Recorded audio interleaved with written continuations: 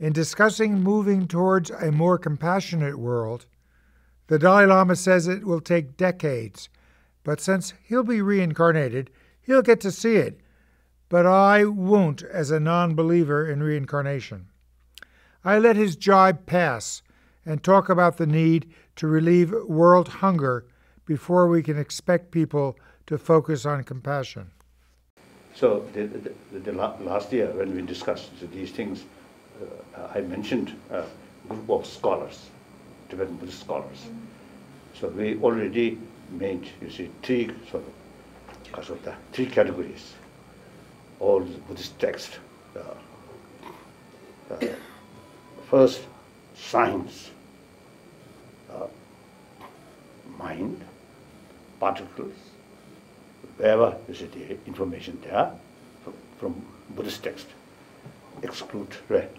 Just take them out. One category, one group, that's science. Then another group, another category, Buddhist concept of impermanence. Nothing to do with religion. The concept of, we discussed, interdependency. Yes. You love that. I do. that idea. So yesterday I, as I mentioned to my elder, respected brother, 21st century,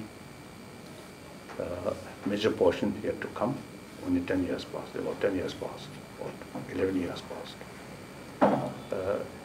So my generation, who had the opportunity to observe or experience 20th century at the beginning of this century. So it is our duty to make clear.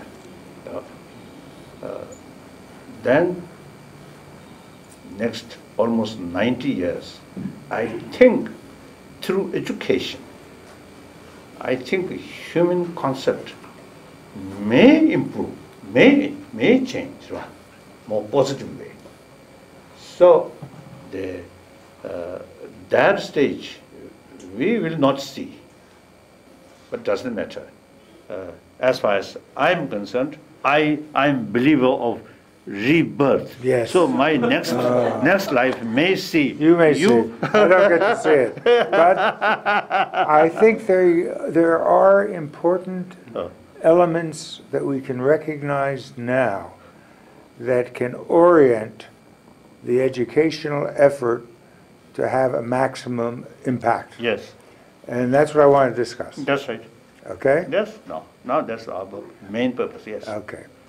So, one of the givens, and I speak to this group over here who wasn't here yesterday also, Yes. one of the givens in human nature is this, what you call the seed, or in West we might call the root of compassion, is the parent towards the offspring.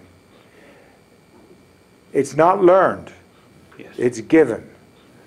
The species wouldn't survive Yes. if it wasn't enormously strong. That's right. It's not unique to humans. We see it in other animals. Yes. So it is a building block. It is, the goal is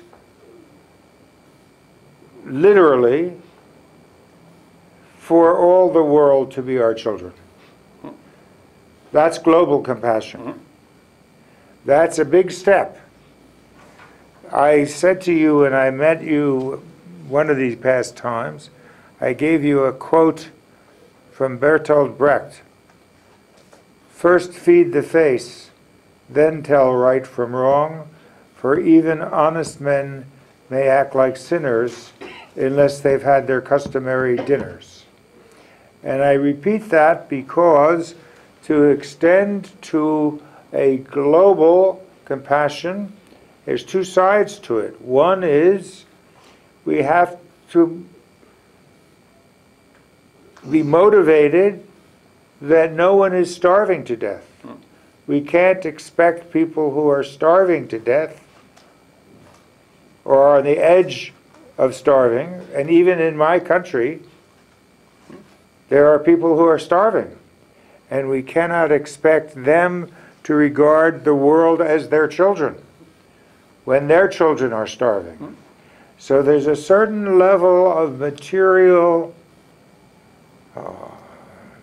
thriving that has to be there.